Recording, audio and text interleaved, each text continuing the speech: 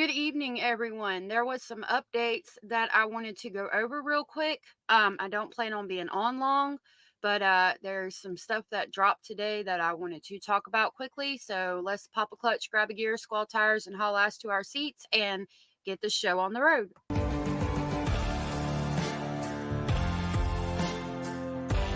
This is a true crime discussions channel. We speculate. This is all just speculation. Because it's true crime, it's for mature audiences only. There will be no children allowed, no exceptions. Everything on this channel falls under fair use. Please remember to like, comment, subscribe, and share. It's free. I do want to ask, if you're watching the replay, please hit the thumbs up, consider subscribing. It would really help me out. And I'm going to roll some Missing Children.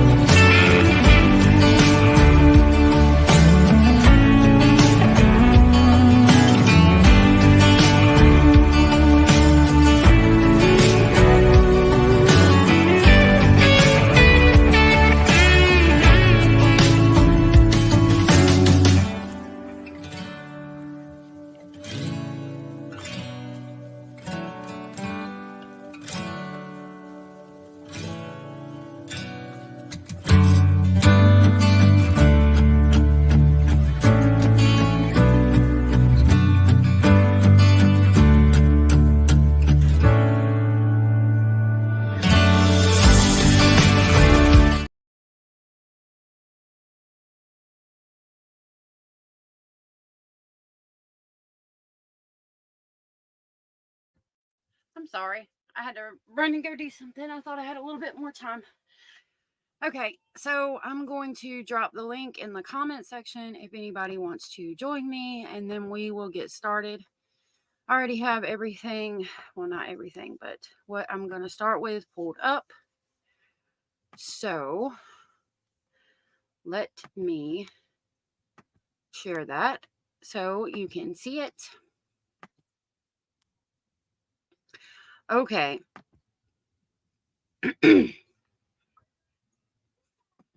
It's about time your air fryer did more than just one thing. I'm sorry, I don't have an air fryer. Don't think I want one either, but thanks.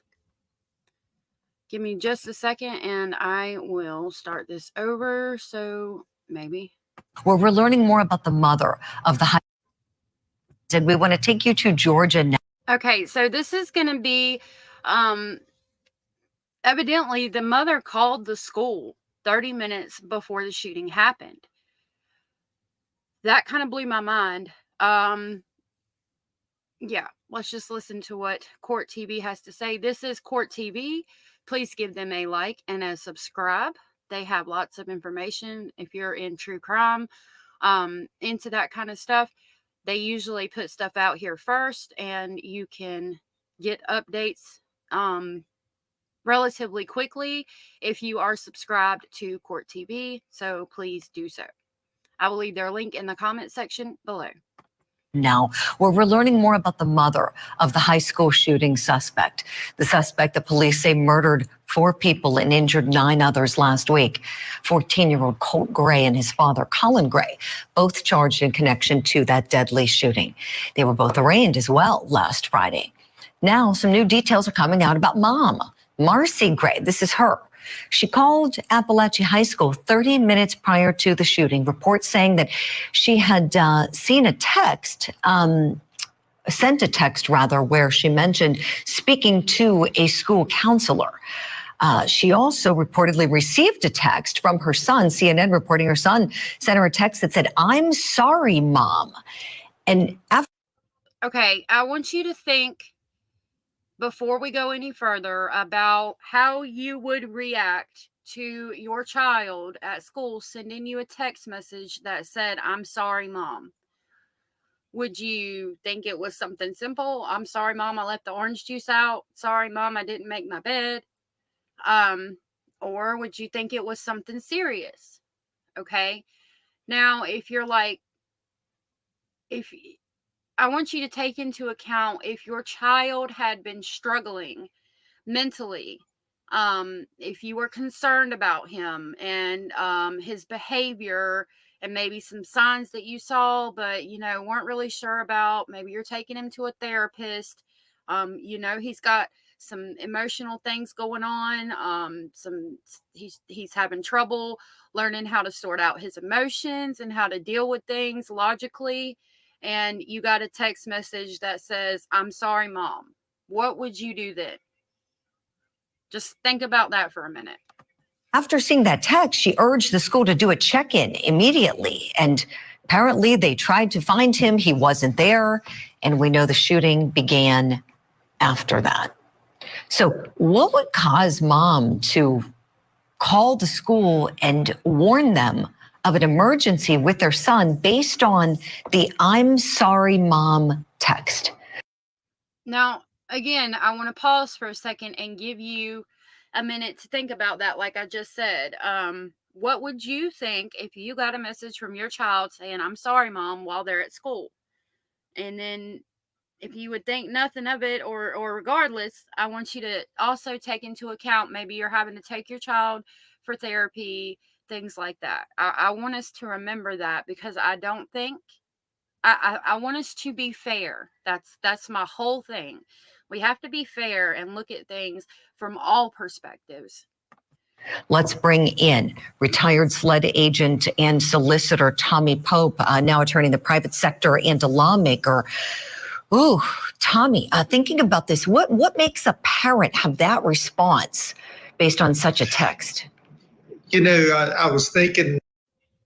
So I'm going to say, if I've got a child who's struggling mentally and maybe having, some difficulties, I'm concerned about maybe some of the things that they watch on TV, some of the games they play, some things I might have seen him write, some things I've heard him say in passing, trying to get him into therapy, or he's already in therapy.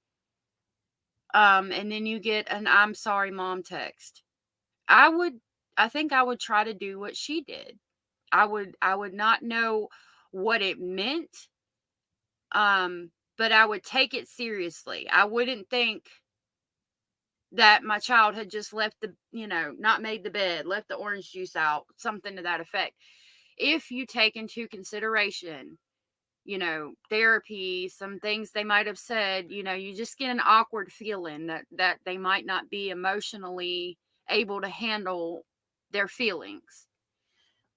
And we've had kind of similar cases, kind of the template for charging the parents with the involuntary manslaughter, the case we watched before. But I think it could have been one of two things. It could have been the dangerous behavior in general. It could have been perhaps she thought he was suicidal. I know, you don't know, was there a family argument that morning? Was there things of that nature? When she called, to say check on him, she may have been worried about him taking his own life. So there's a lot of pieces behind the scene that we don't know yet of how this played out. Clearly, there was enough with this father that there's already been a charge there. But it may even be the fact that the mother makes this call, may be some mitigation if she is found to be more involved or, reckless or whatever phraseology they want. I do not fault this mother for calling the school and doing what she did. We don't know what her concern was right now. Could it have been he was going to do something to himself? Absolutely. Could it have been what actually happened? Absolutely. We don't know right now. But, taking into account what we know right now, I think the mother did the right thing. Everybody has a past. Everybody's done things they're not proud of. I don't care who, what, when, where, or why you are. You've done things in your past that you're not proud of. All of us have. And I think coming out and pulling her criminal record and going over that, even though I might have talked about it, I can't remember if I did, maybe wasn't fair. Going on what the sister said on Facebook had an influence on that. And the sister said, and the things were not that old. So maybe she still had an issue. That also comes into play. Now, if we had pulled her record and it was, the charges were 10 years old, I don't think everybody would have been as harsh off the bat. But maybe she has sought help for that. And I think with this new aspect of her calling the school and trying to get them to locate him to make sure that he was all right and that nothing was going to happen is very important. This mother tried to do the right thing. And we've all labeled her, myself included, have labeled her an addict who was abusive to her kids by leaving them outside in the rain while they're banging on the door crying. We don't know that happened. I shouldn't have even said that. But, I think the neighbor's credible at the end of the day. And the things that her sister said just painted a portrait of this woman that wasn't very good. And with this coming out, I think she tried to do the right thing and they just couldn't find him. They want to use for that charge. So I think it's a positive for her that she called. I think it could be concern for her son's life, or it could be something much more egregious, like what actually happened. Mm-hmm. And that's a really fair point you made there, Tommy. If she does have any criminal culpability, the one thing, you're right, that could legally perhaps negate some of that would be that she did try to warn and did try to stop whatever she thought was going to happen. And so we need a lot more facts. As you know, Tommy, we have all the information that we have at this point that we've shared. And she didn't tell the media what she told law enforcement, according to CNN, about her reasons for feeling so panicked. There must have been something there, obvious, because any other parent, I'm sorry, Mom, what's that? You didn't make your bed, you didn't do your homework,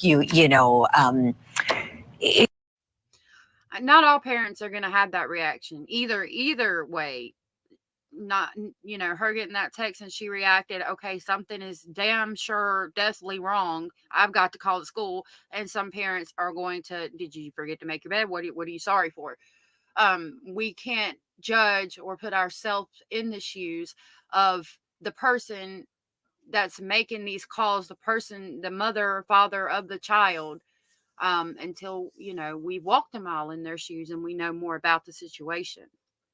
It could be anything, but to think something like that, we're just going to have to wait and see what law enforcement says. Tommy, speaking of, what do you think they're doing right now in terms of investigating her? I think it's a credibility issue because, who are they going to get their information from? The dad's not going to have a tremendous amount of credibility if he looks like he's putting something off on her. The son may or may not. So I think we're going to see it's going to have to be some external actions, much like we saw in that previous case that we watched. And so I think from an investigative standpoint, I hate to get back to our law school exams. I told you I didn't want to take another one, but know or should have known, and there may be some, of that type language there, that type of concern. What should she have done? What is reasonable? How should she have acted in that regard? Law enforcement, as usual, have a lot on their plate, particularly as it goes to the dad, not so much to the shooter because that's self-evident, but, to the dad, and then, even more so to the mom if that's something they determine to pursue. Right, Tommy. I've got a clip I want to roll now. This is a clip of an interview with a parent and their son talking about the horrific event last Wednesday. I think it's important to have these interviews and listen to them so you understand what these people were feeling that day. Getting the phone call, finding out, or text message from your child, because most kids have a phone at school now, knowing that a shooting is going on at the school where your child is. Just, absolute panic. I think it's important to listen to the victim statements, the family, and what they have to say, and everybody, parents of the students that go to that school. I didn't believe it at first. I didn't register. I had to reread the message that was sent to me, and I rushed as fast as I could to get over here. Parked up the street and ran all the way here until I finally heard from Jaden, and I knew he was okay, fortunately. But seeing the faces of other parents and students in panic, it's gut-wrenching. It's awful. We've been talking about that all day, how this new quote-unquote normal will be. I don't know, walking into those doors, whenever that will be, and sitting in the class that you were in when all this went down, it's going to be hard. It's just going to be hard. And the emotional impact that is going to have on these students going back to school and being where you were when all this happened, it's just going to be traumatic. I could not imagine being forced by the government to go to this school where all of this happened and have a seat back in class and try to get back to normal like nothing happened. Meanwhile, always peeking over your shoulder, concerned about you yourself as a student there, and a parent concerned about their child. Is it going to happen again today? Is it going to happen again next week? What do we do? How are we going to handle this if it happens again? Oh my God, how many victims are there going to be? Who's it going to be? These are all horrible, horrible things that all these people are going to have to think about and deal with that were involved. Students, parents, teachers, faculty, everybody. I couldn't imagine. how we go from here, I don't know. It was pretty scary. I know I was 2 classes away from where it happened. It was in the same hallway as me because the girl in my class had gone to the restroom. She had come back. She had opened the door. I was about to get up to go to the restroom. Right before I went is when it happened. It was like 10 shots, about a 3-second or 4-second pause, and then like 7 more. So I was very close. So you heard it, like you heard everything in my chest. Like that's how, like it echoes through the hallways. Like the sound, like it hits. Yeah. You can't just hear it, you can feel it too. Right. You saying how you feel it too. Ooh, Tommy, as I'm listening to that interview, I kept thinking, this family's gonna feel it every day. And you feel it when a gun goes off close to you or you're around one. You feel it in your chest. The ground vibrates, especially an AK. I don't know if you've ever been to a gun range and shot one or been around one, but you feel it in your chest. It's weird how you can feel, like you feel it in your chest, and it's not everywhere else in your body, but just in your chest, and you feel it in the ground around you. It's crazy, but yeah, you absolutely feel it in your chest. It's crazy.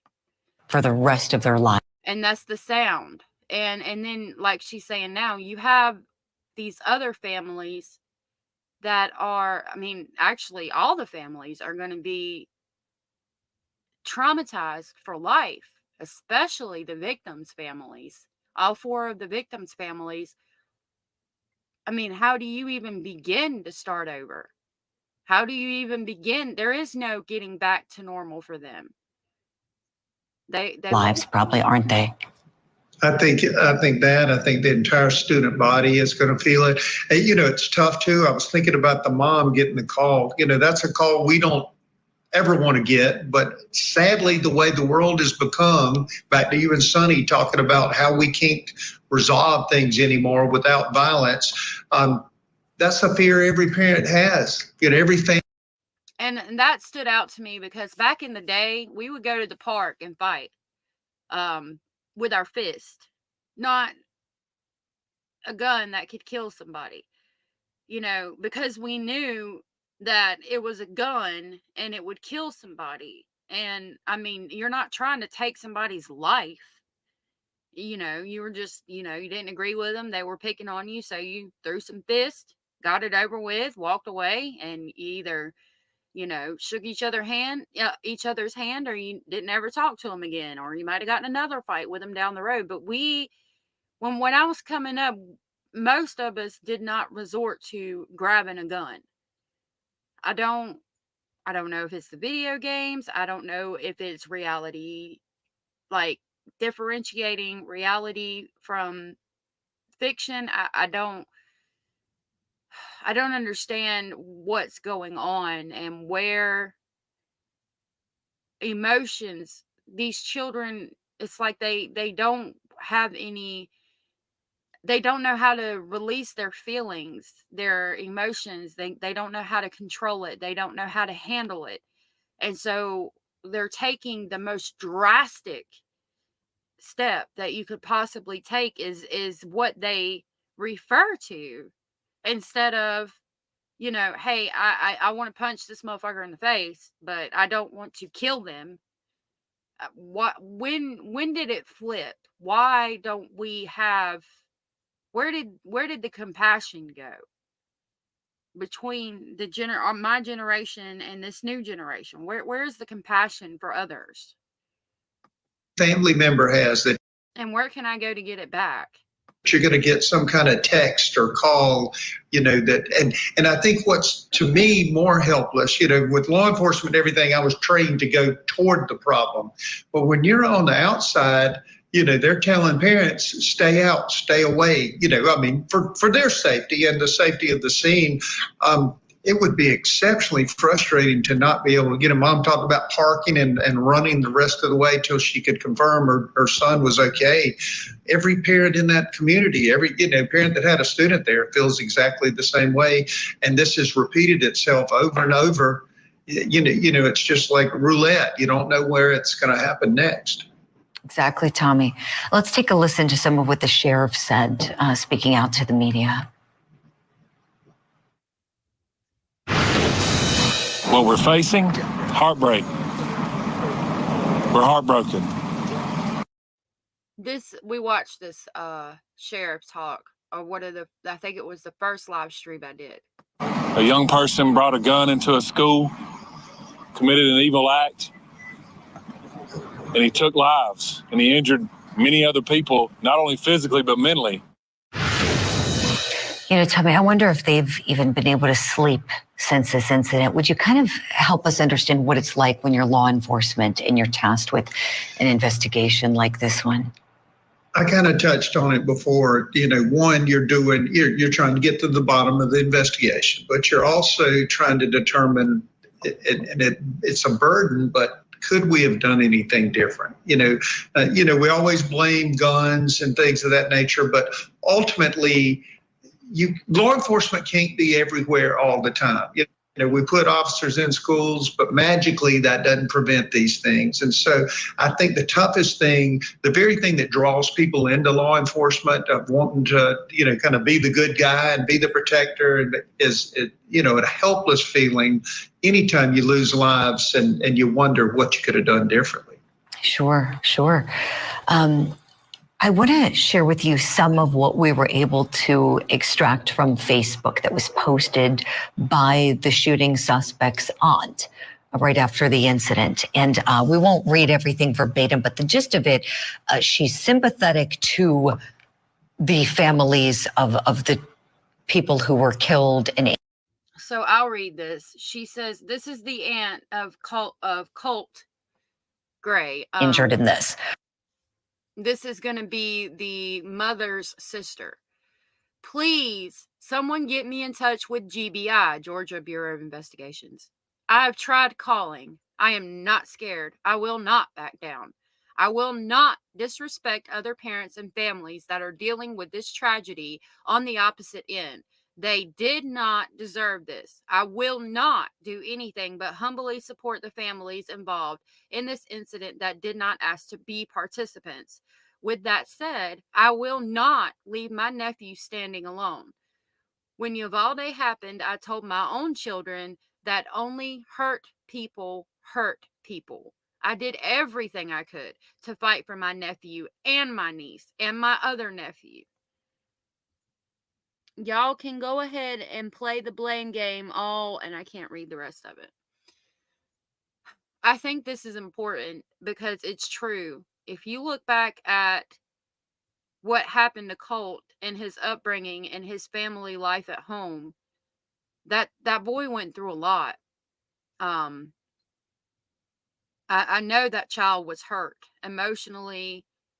I don't know about physically, but if it's true, and I shouldn't talk about what the neighbor said, but if it's true what the neighbor said about them being locked outside in the cold and in the rain, and the mom just not even opening the door, and they're just beating on it and crying their eyes out, I couldn't imagine. Like I said, when I was younger, we got locked out of the house for the day to go play. We drank water out of the water hose, all of the things, but we could go in the house to use the bathroom. We could go in the house to get a drink of water, a popsicle. We went in the house to eat lunch. It wasn't you're not beating on the door crying to come in situation. I couldn't imagine going through that. And I hate that these children went through that.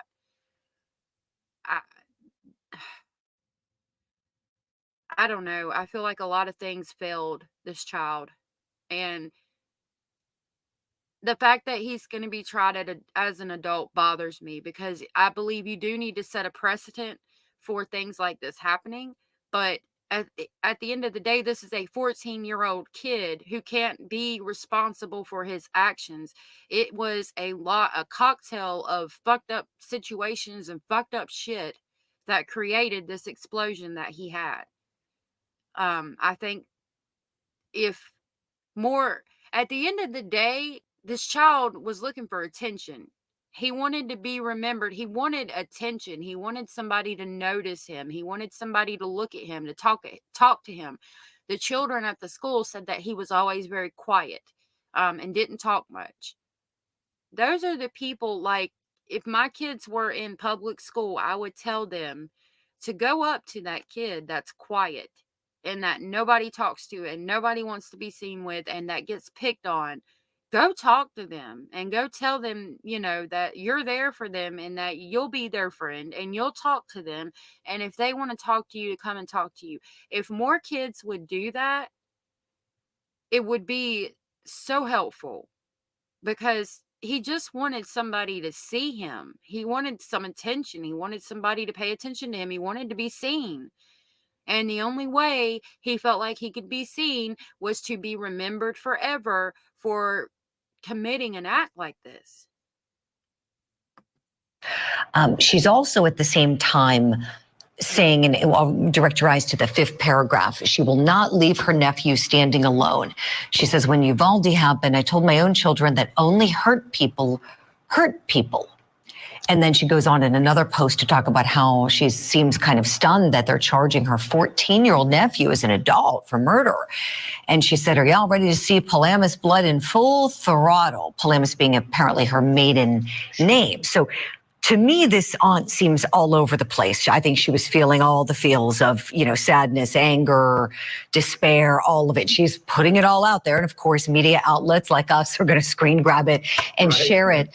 Tommy, when we think about the mental health component here, it's a big problem, is it not? I think it is. I think, for me, what you see here is her getting out in the middle of something, but giving some hints like problems at home that need to be addressed. Yeah, most definitely. And no easy answer to this, as we know, but certainly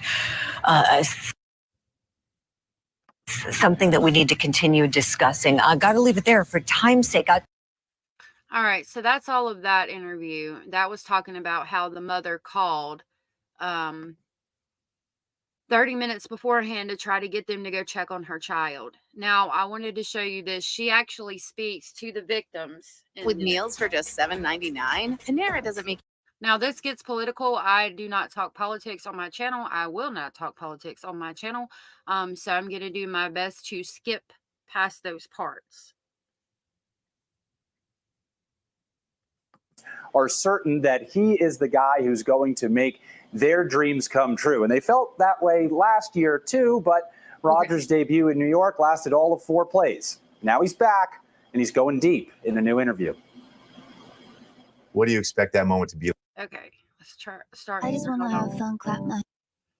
I just want to skip this commercial. Thank you.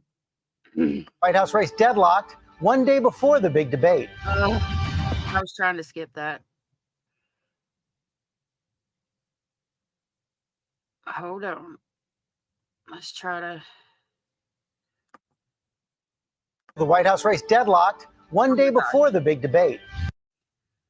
Okay, so we'll have to skip past this part. I wanted to talk about the wildfires going on in California right now. I really hate that that's happening.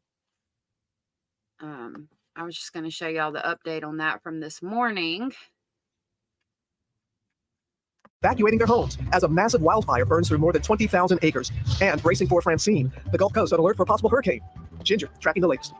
Suspect on the run. The urgent search after a gunman opened fire along a busy highway in Kentucky. Local schools closed amid the dangerous situation. Overnight, new details in the investigation into the deadly school shooting in Georgia. Right here. The 14-year-old shooter's mother spoke. If I could take a break, I wouldn't hurt you. Plus, the family claiming she called the school to warn of an extreme emergency. So you heard there her crying and saying, if I could take their place, I would in a heartbeat. So she's obviously very devastated about what her son did. So we're going to watch about the wildfires real quick. We turn now to the wildfire raging in Southern California, burning 20,000 acres and forcing thousands to flee their homes. Mola Lenghi is in Highland, California with the latest. Good morning, Mola. Well, good morning, Rebecca. As you mentioned, thousands of people here in San Bernardino County have evacuated their homes as this fire continues to burn. More than 20,000 acres torched, including this stretch of mountain brush here. As of this morning, the fire is 0% contained, and this is just one of several fires that continues to rage throughout the region. This morning, thousands of people in California evacuating from their homes as a massive wildfire ravages the region. I don't care if the house burns down, but not with him in it.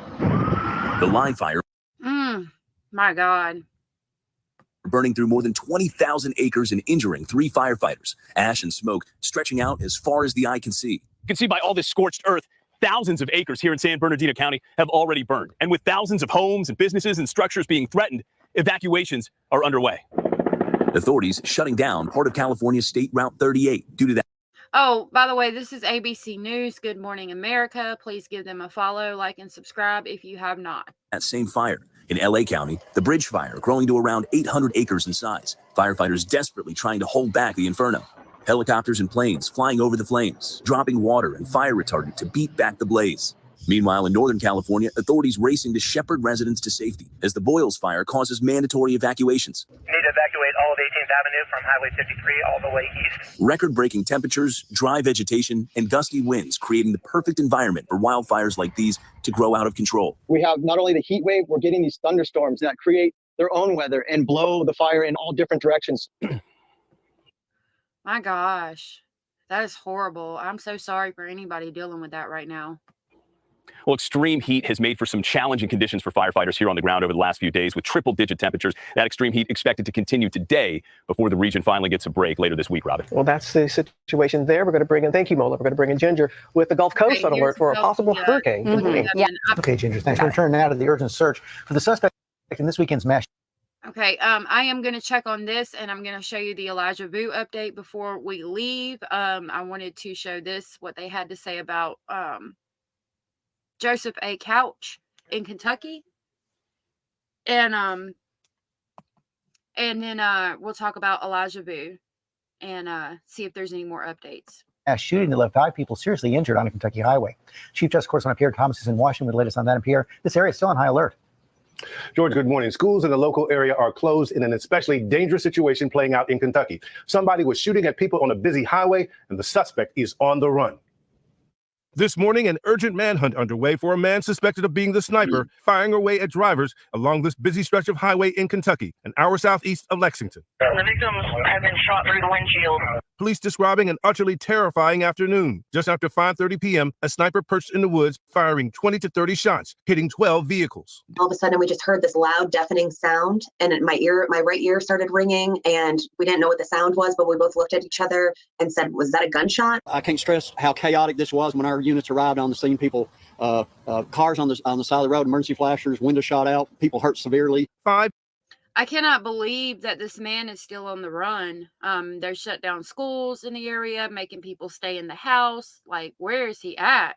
People wounded by gunfire. Thankfully, no fatalities, but significant injuries. There was an individual that was shot in the face. There was another individual that was shot in the arm, a very severe injury. The suspect identified as 32-year-old Joseph Couch, who police allege was hiding in a heavily wooded area. Authorities say they recovered a vehicle associated with Couch and an AR-15 assault-style rifle left in the woods. Police claim Couch purchased the rifle the same day of the incident, along with more than 1,000 rounds of ammunition. Police believe Couch has been hiding in rough and highly dense terrain. They say he should be considered armed and dangerous. Robin? Hope they look at a break in the case very soon. Pierre, thank you. Will Reeve in California, ahead of tonight's matchup. Good morning, Will. Hey, good morning, George. I'm in San. Okay, I have got body cam footage of them interviewing the father in 2023. We will play that in just a second after we hear what the mother had to say.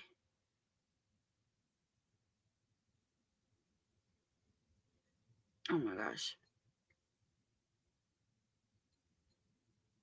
All right. Lee, Georgia school shooting. The family of the 14-year-old suspect now claims they called the school before the shooting, warning of an extreme emergency. Faith Abube is in Winder, Georgia, with more. Good morning, Faith. Good morning to you, Rebecca. The Barrow County Sheriff tells me that the family's claims that they warned the school the morning of the shooting is misinformation. He says he's heard of no such call, but his deputies are investigating the timeline of events. This morning, new questions about whether there were missed warning signs ahead of a Georgia school shooting that killed 4 people and injured 9 others. It's a school. It's supposed to be a safe place for kids. Come on. The accused gunman's aunt telling ABC News roughly 30 minutes before the shooting at Appalachian High School in Winder, Coach Gray's mother called a school counselor to warn of an extreme emergency. His mother, Marcy Gray, speaking to ABC News overnight, saying she tried to get him the help he needed. If I could take a break, I would. The aunt telling the Washington Post that during the 10-minute conversation, a school counselor told Marcy Gray that her son had spoken about a school shooting that same morning. Classmate Lila Ciara telling ABC News that a school administrator confiscated a backpack of a student with a similar name. A little bit later, he came back in with his bag, and he said that they weren't looking for him. They were looking for Colt. Moments later, the accused teenager allegedly opened fire outside the classroom door. And Rebecca, the alleged shooter and his father are both facing multiple felony charges related to the mass shooting. They have not entered a plea in court. In the meantime, school district officials are not commenting on the family's claims that they were warned. Rebecca. We turn now to the mammogram rule going into effect starting tomorrow. The FDA has mandated that women be told if they have. All right. So.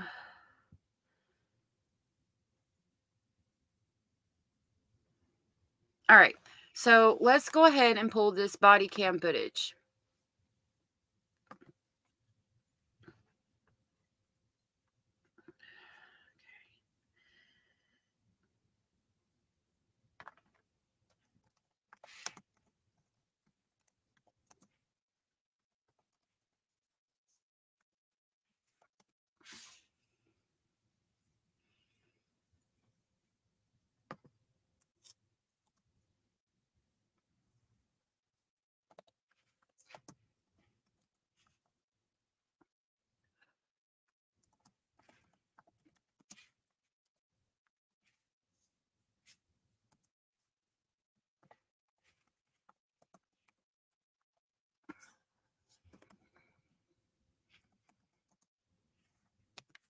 Let me see if I can pull it up that way. All right. Yep. There it is. Okay. So here's the body cam footage from 2023.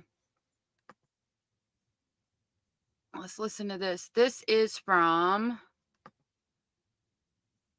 Atlanta News First from 3 hours ago. If you haven't given them a subscribe and a like, please do so. You want to step out where we can talk real quick? It's low. That's not me. You got something that uses, you know what Discord is? Sorry. So we got a tip from the FBI saying that somebody from your old address, their traditions, that made a threat to shoot up a school. For real? Yes, sir. And your name was associated with that address. So we went over to that address, and you weren't living there. So Yeah, we live here. Let me get dressed. Sure.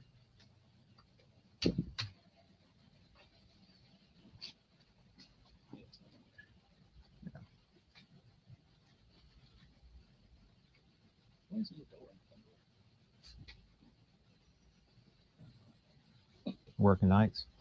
Yeah. I at least wear pajama bottoms when I answer the door. At least try to. Come to the door in my underwear. Unless it's in the middle of the night. I usually have a gun in the hand. Yeah. Gun in my hand. Yeah. Yeah. I had a thing over on Davenport Road. Guy stumbled through this person's yard, knocked on the door, dropped. When he left, he walked through a fence and tumbled into the ditch, lost his phone. So I picked his phone up, and it was one of those last calls. So I put it in an evidence bag, and I was like, and it was on the weekend, so I was like, nobody's gonna be messing with this.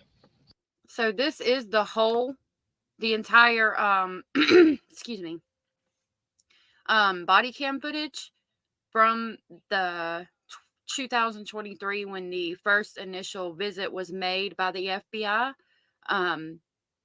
So we're going to hear them discussing or whatever, just chit-chatting amongst friends. So I put it in an evidence bag, forgot to take it by the office, went home. Had somebody showing up on my doorstep at 2 o'clock in the morning, beating on the door. Wife comes in there and like, hey, there's somebody at the front door. Went out there, they were gone, but I called Griff. He came out there and checked it out. Sorry, boys. That's all right. Yeah, Sorry, I got up watching the golf tournament, sat back down.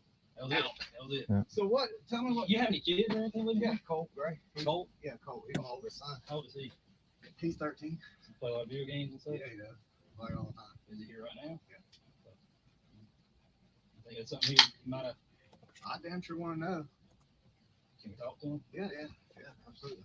Now look, he gonna get all red face when you talk to him. Just calm, all right? So him and his, let me give you a backstory. So we lived over traditions.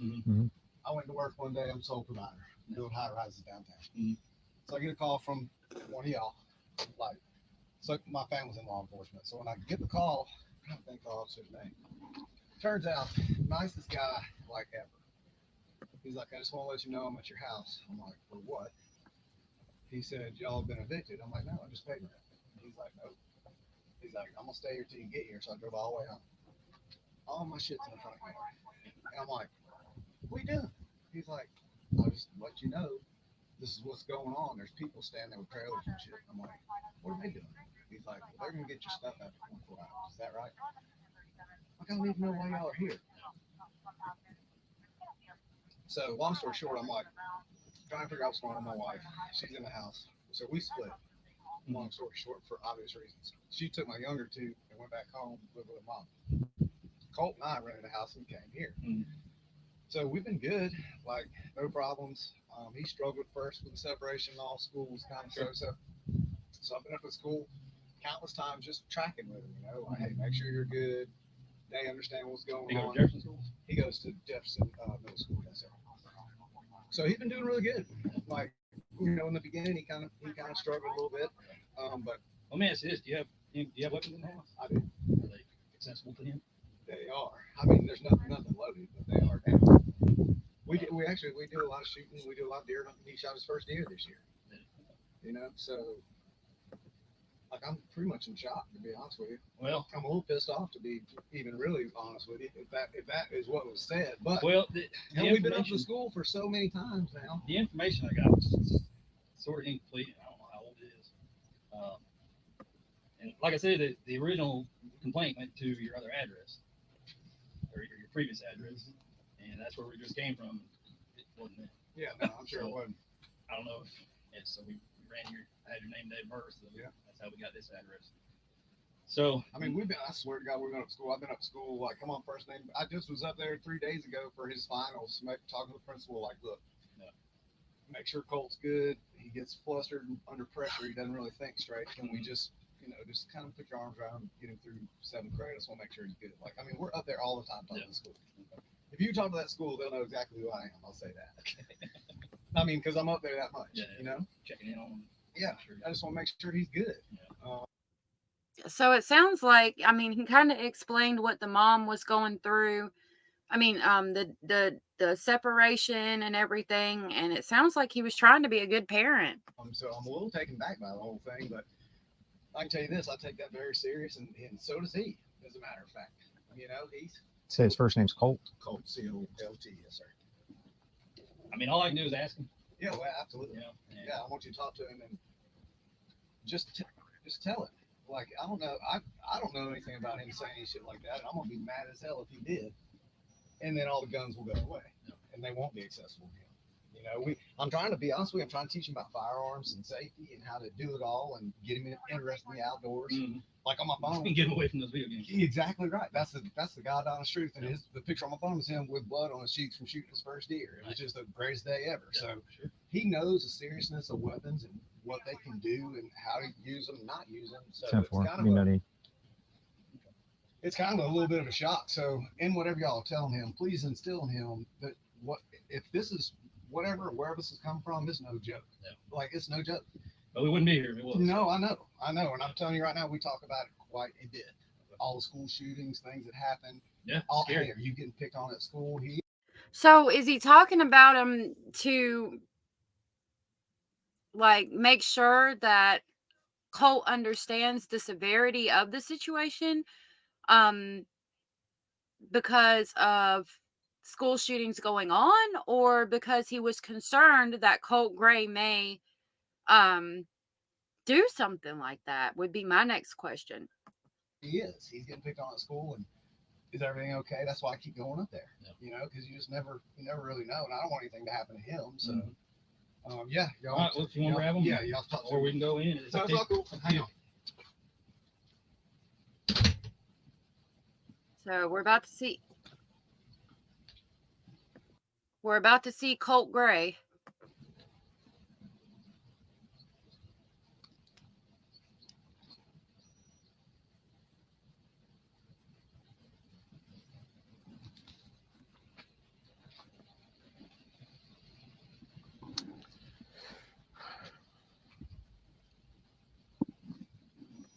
I mean, the house looks nice. It looks like this don't look like a, from the outside looking in, it doesn't look like a bad home life with his dad here. That's the worst part about it. What information? Yeah. Hey, Colt, come on, man. So did your dad kind of explain everything to you? Said something about shooting up the school. Did you say something about school shooting? I just told him, maybe they misheard somebody else. I never say You never ever said. I swear. Do you use Discord? Discord? Yes, sir. Okay. I can't hear it, so I'm gonna try to relate what is being said. That's the worst part about it. What information? Yeah. Hey, Colt, come on, man. So did your dad kind of explain everything to you? Said something about shooting up the school. Did you say something about school shooting? Okay, so the cop said, "Hey, great, hey Colt, how you doing? Did your dad kind of explain everything going on to you?" And Colt says, "Yes, sir. He said there's a threat made to shoot up the school."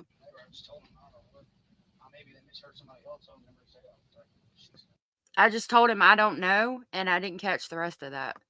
You never ever said. I swear. Do you use Discord? Discord? Yes. So he's denying saying it. No, sir, I never said that.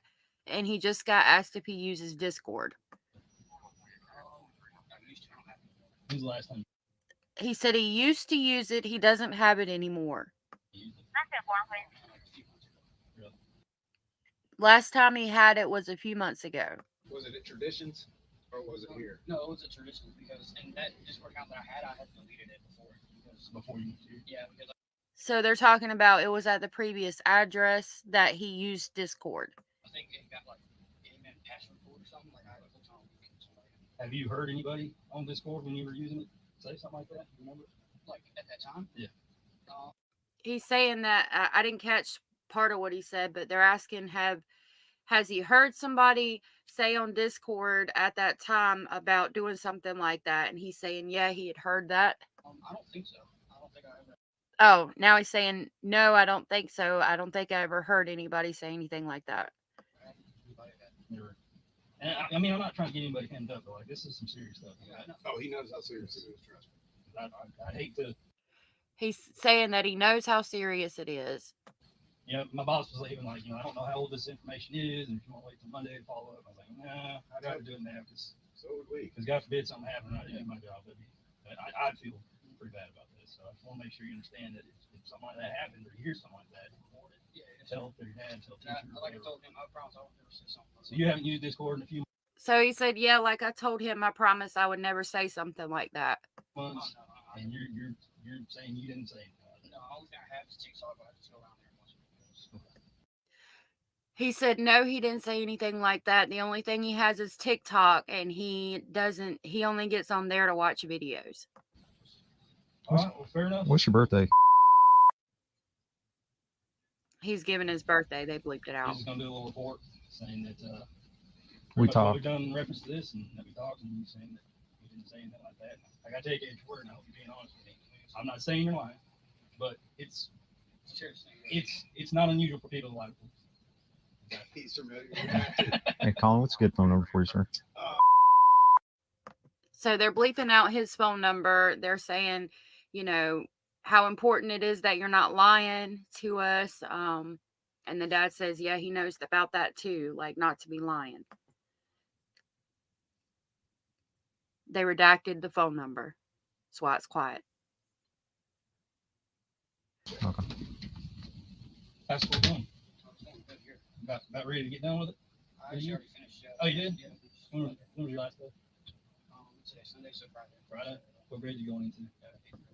So now they're talking about school. He said he just finished. Friday, I do believe is what he said. And then now they're talking about what grade he's going into. 8th grade, almost high school, man. 8th grade. 4 years, really, the last 4 years is what matters. Or 9th grade. Get them good grades, man. It set you up for risk. So they're redacting the dad's phone number. Yeah, so look, you all are welcome any time. We take it like dead serious around here, and I just want to make sure that I'd even feel better if you do find out what or where. Like, can somebody let us know? Sure. He's gonna be full of anxiety until this gets resolved. I can tell you that right now. I never really say something like that. So did you switch? So the dad's saying that when you find out who did this, let us know because Colt is gonna be full of anxiety until we find out who did this or who said it. And Colt is saying, yeah, I would never say anything like that. Schools when you moved from Traditions? Where were you going before? What? Traditions is the place that they used to live at. And now they're talking about schools that he is moving from and going to. West Jackson Middle? Okay. Is things a lot better now? Oh, yes, sir. Okay. So I guess talking about trouble he had at school, things are a lot better here than they were at Traditions. I'm assuming Traditions is like a subdivision. That's good. Let me grab you one. Can I walk through the grass and grab a car real quick? Yeah, it's all good. Are you getting bullied over there at West Jackson Middle? That's the thing. I wasn't back there. Oh yeah. Now look, be honest with him about that. Yeah. Now in middle school, I told him you They're asking him about being bullied. He was saying, I wasn't getting bullied or something. And now the dad's telling him to be honest. were now, and that's You getting switched out halfway through the school year, being the new guy? Yeah, I'm being that while. We moved like 6 times already. Well, my dad was a logger and grew up in the military. We moved a lot when I was a kid. Well, So. in high school, surprisingly, I had friends, so I didn't necessarily have a reason that I would say that. No. All I caught was necessarily have a reason that I think he said say that. Well, there's always somebody you can talk to if you need to. All right.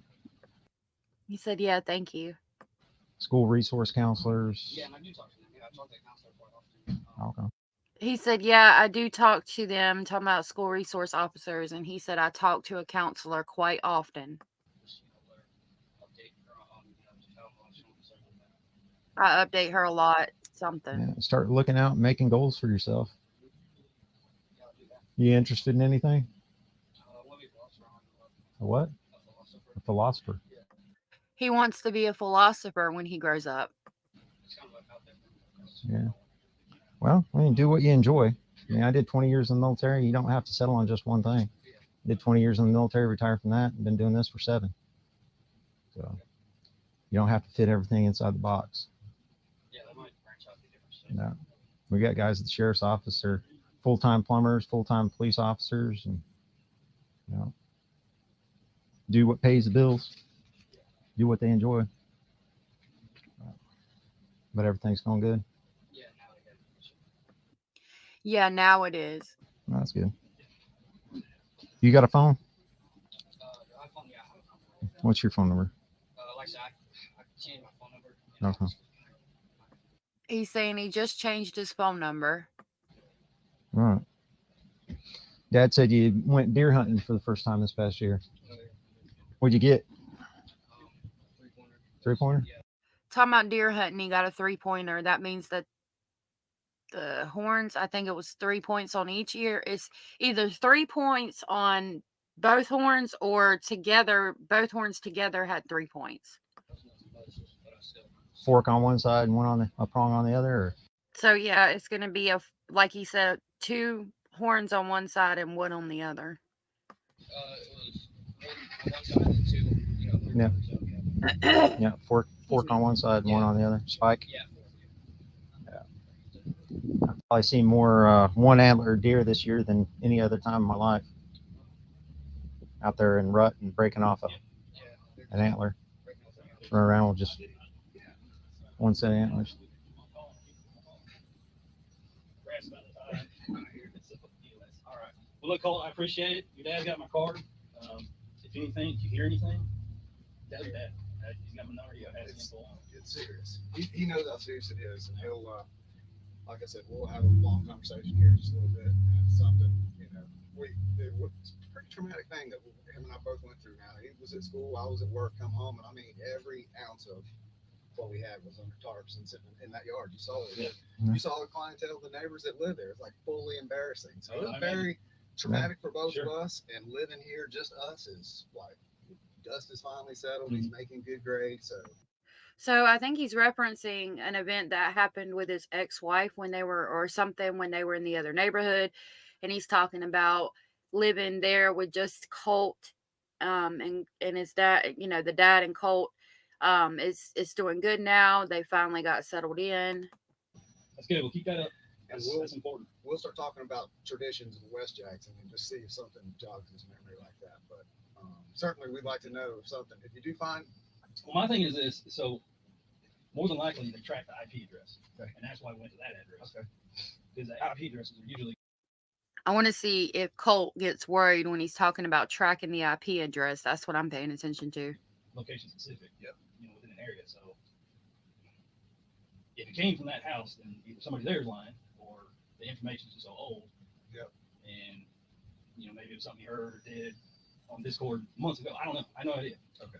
But he's telling me he didn't. Yep. Telling me he can't remember anything like that. Yep. I take you at your word. But if you look me in the eye and you tell me that's what you're telling me, I got no choice but to take you at your word right now. But like I was telling your dad, if you find out otherwise, then it's a different story. Okay? It's a real different.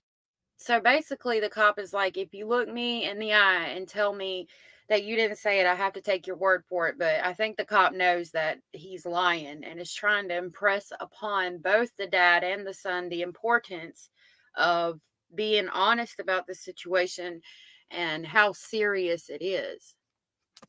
Different story.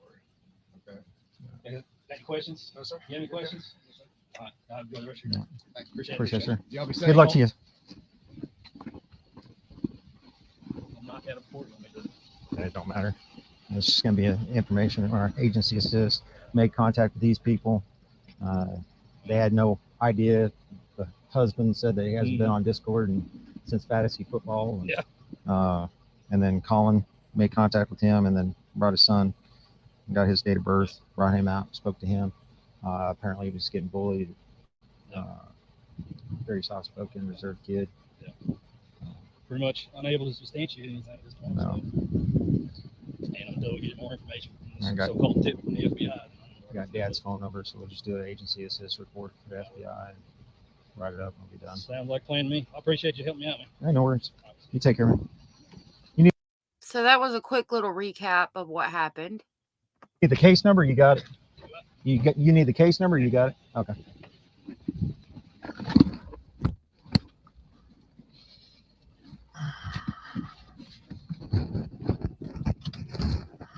All right, so that's going to be the end of that. That was interesting. Thank you to the person that sent that to me. All right. So let's check on give me a second. I know it's not sharing. We're going to pull up and see before I leave for the night if there has been any updates on the Kentucky shooter and Elijah Vu. I have been seeing all over these YouTube streets, Elijah Vu found. The last I heard, he had not been found. And in fact, the police department in Two Rivers were saying they're still searching for Elijah. So it's very possible that the body found is not him. I mean, I would think that if they're saying they're still searching for him, they're kind of trying to hint to us that it's not his body. Not real sure. So we'll go to this one.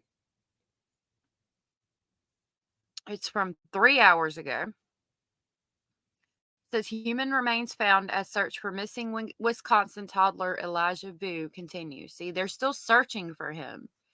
Even though remains were found. So again, I just want to share this and be clear that Elijah Vu has not been found.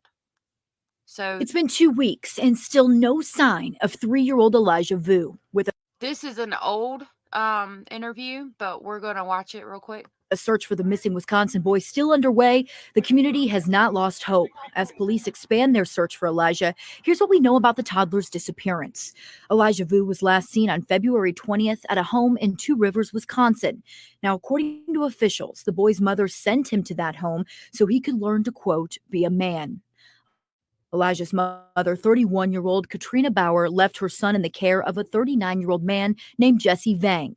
Vang told authorities that he was trying to correct Elijah's bad behavior, adding that the 3-year-old was afraid of him. Vang said he used timeouts to discipline Elijah, where he was forced to stand for 1 to 3 hours and required to pray. Documents also said Vang forced Elijah to take a cold shower and regularly threatened him with cold water for not complying. The boy's mother told police she left Elijah with Vang on February 12th and intended to pick him up on February 23rd.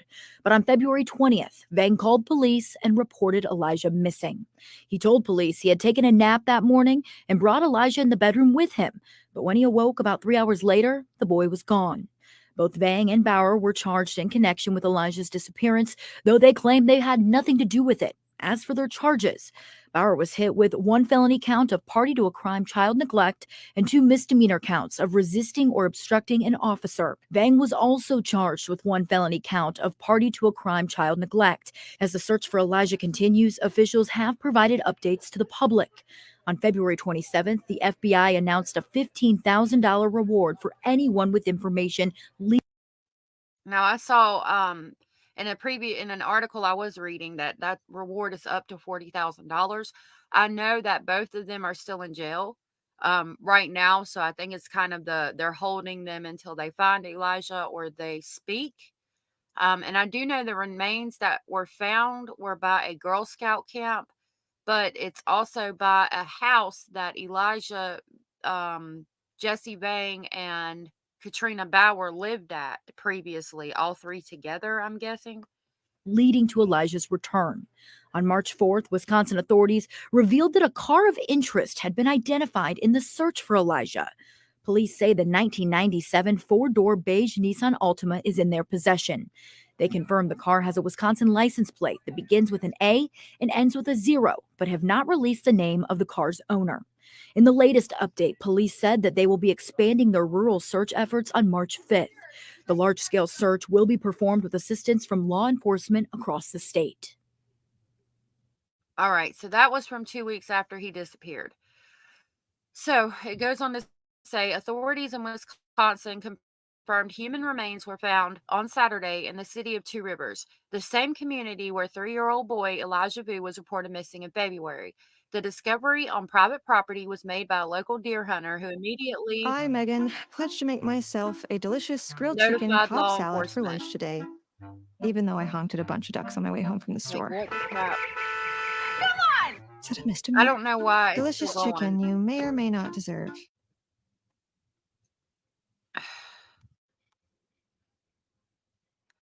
Okay, hopefully that's the end of that.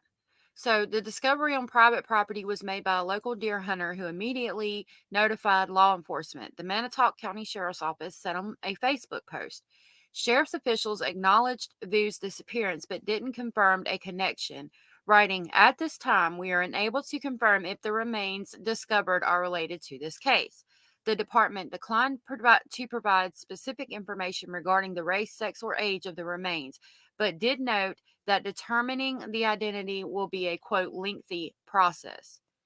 No major developments in the case have occurred since mid-March, when a blanket belonging to the toddler was found approximately 3.7 miles from where he was last seen.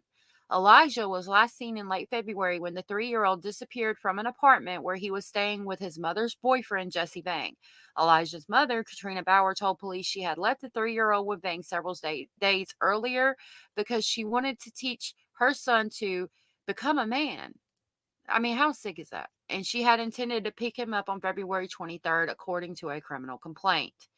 On the day of Elijah's disappearance, Vang called the police and reported the boy missing, telling officers he had taken a nap and brought the 3-year-old in the bedroom with him, but when he awoke some 3 hours later, the toddler was gone, according to court documents.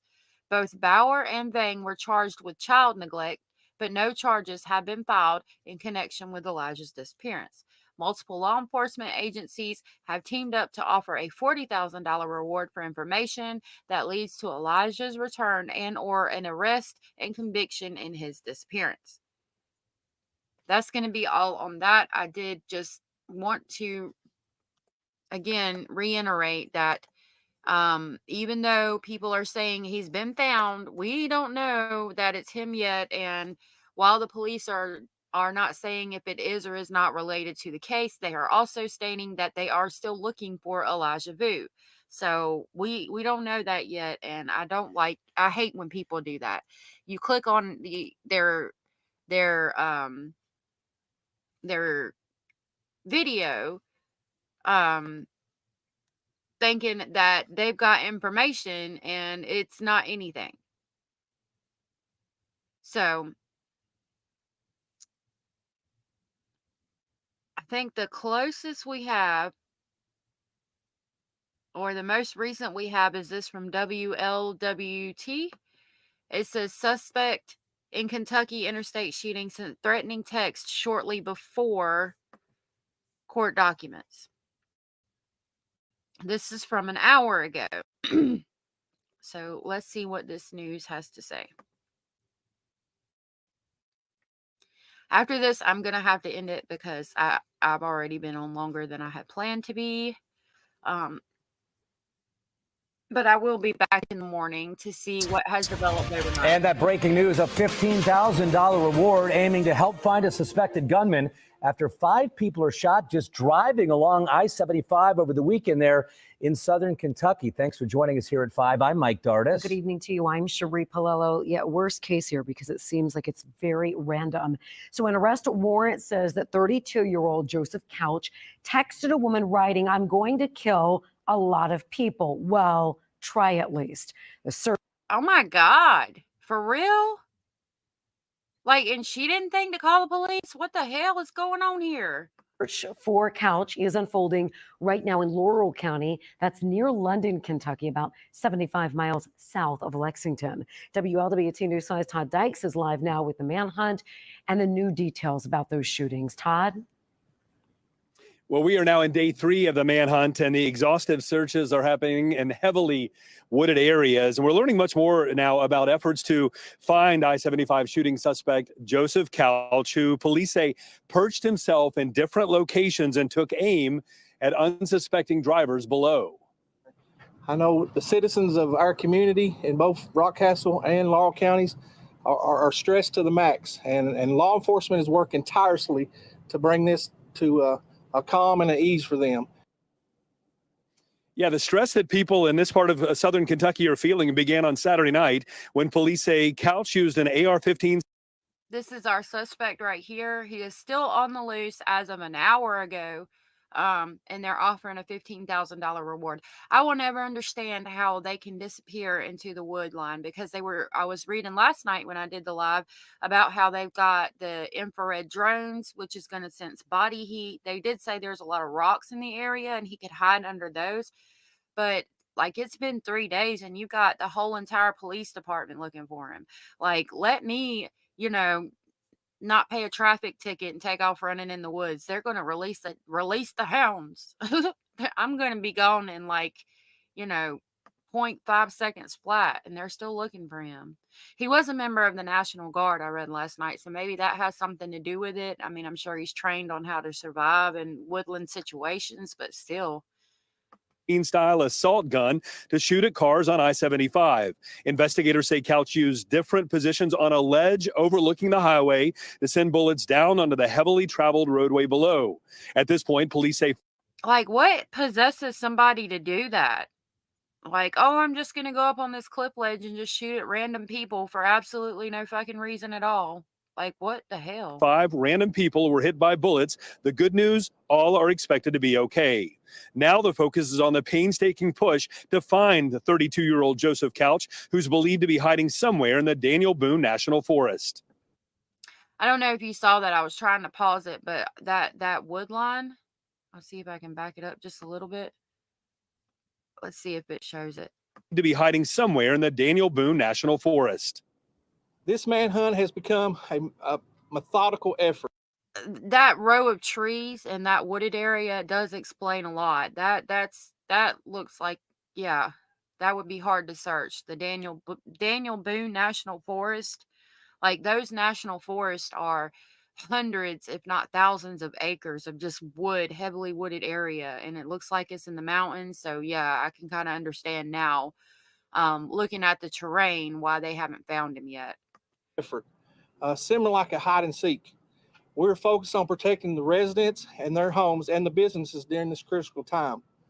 Our goal is to apply steady pressure and wearing Mr. Couch down.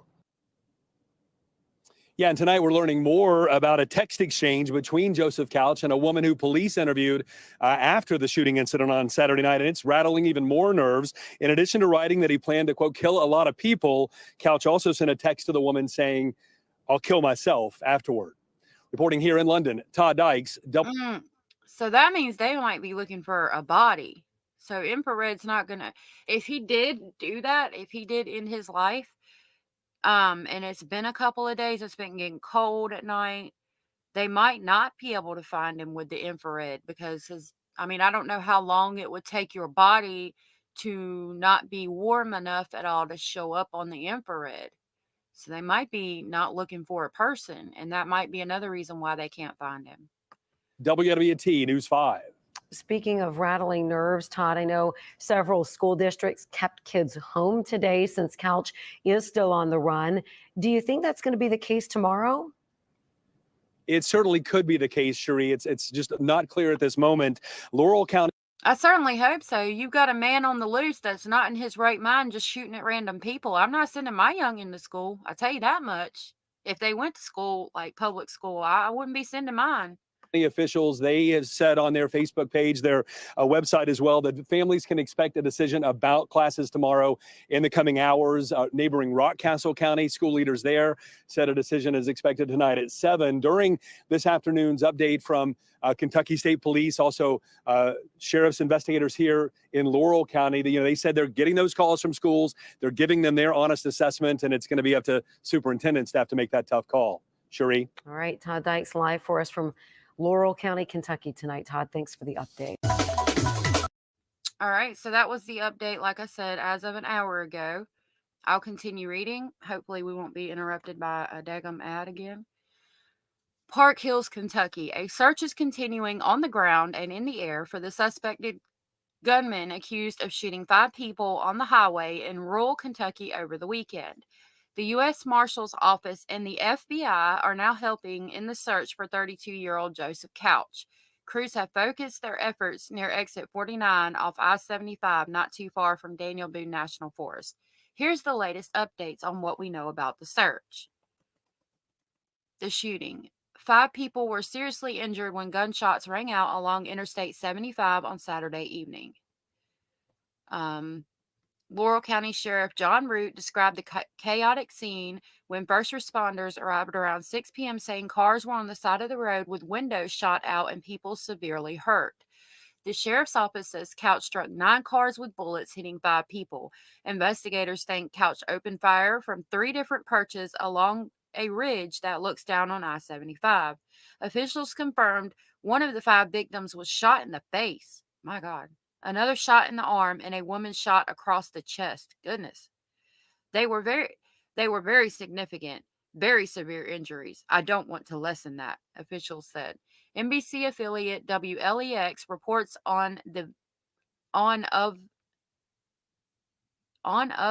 it's supposed to be one of the victims has been discharged from the hospital and 2 others are in good condition. The search for a suspect. There's his car. I had seen it like in a picture, but I hadn't been able to pull it up yet. So it says a manhunt began Saturday for 32-year-old Joseph Couch, who was at first considered a person of interest. Authorities say they have found Couch's silver Toyota SUV on Saturday night, and on Sunday they recovered an AR-15 that Couch allegedly used in the shooting, along with 1,000 rounds of ammunition. We found out this morning that he had bought them Saturday morning, so that was showing premeditation.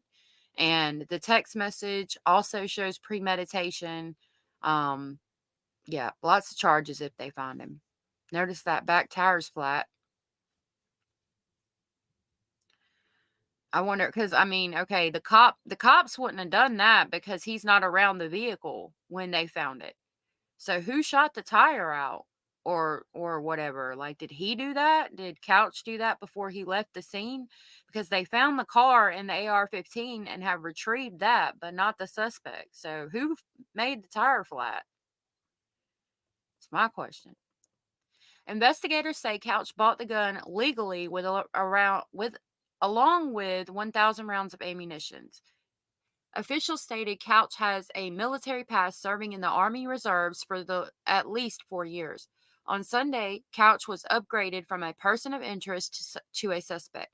He is considered armed and dangerous. Officials believe he fled into the wooded area near the interstate. In an update Monday, Kentucky State Police said they are hoping Couch is being worn down and will eventually come out of the woods.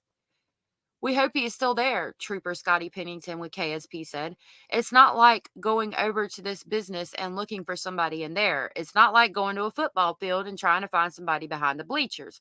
We are in the Daniel Boone National Forest, and this is thousands and thousands of acres, as I stated last night. It's kind of like a jungle, and we have cliff beds, we have sinkholes, we have caves, we have culverts that go under the interstate, Trooper Scotty Pennington with KSP said. So far, Pennington said there has been no evidence in locating Couch. We're just going to keep going. It'll probably expand, and that's just the job we signed up for, Pennington said. Pennington said they're using drones to search the wooded area for any sign of Couch. Residents on edge. Schools in the area were closed Monday in an abundance of caution as officials continued their search for Couch. It is unclear if they will be closed again Tuesday. KSP is advising residents in the area to use caution, be aware of your surroundings, and to check on neighbors whenever possible, and to check ring cameras for anything suspicious. Stay strong. Please look after your fellow neighbors, Pennington said. Affidavit reveals chilling text. Investigators in Laurel County have filed attempted murder charges against Couch. According to an affidavit in support of the charges, Couch allegedly texted a woman on Saturday before the shooting that read, in part, "I'm going to kill a lot of people. Well, try at least." Then he allegedly sent another text in part saying, "I'll kill myself afterwards." The message was determined to have been sent at 5:03 p.m. on Saturday, according to the affidavit. The document states that once the woman received the message, she notified law enforcement to warn them about Couch. That's good to know. I appreciate her doing that. Back to the article. A motive for the shooting isn't clear yet, but the sheriff said this is not a case of road rage. Officials said they haven't obtained any information that makes them believe anyone else could be involved aside from Couch. Investigators said while it appears to have been a planned attack, they believe none of the travelers who were hit by bullets were specifically targeted. Reward for information. A reward of $15,000 is being offered for information leading up to Couch's arrest. The Laurel County Sheriff's Office said the Kentucky State Police announced a $5,000 reward, then a private donor offered $10,000 to contribute to the reward. And then there's a picture. Joseph A. Couch is 5'10", approximately 154 pounds, considered armed and dangerous. If you know anything about this man, please call the KSP Post 11 at 606-878-6622, Crime Stoppers at 606-682-1013, or County Communication at 606-878-7000. And that's all for that article. So with that, I'm going to end this live. If you are looking for the body cam footage, please go look back. It's on there. If you're watching the replay, please don't forget to hit the like and subscribe. And I appreciate you being here. I hope you all have the best day you've ever had in your whole entire life tomorrow. And I will be back at 5:30 in the morning so we can cover anything that might have happened over the night. I hope you all have a great night and sleep well. And I will see you in the morning. Bye.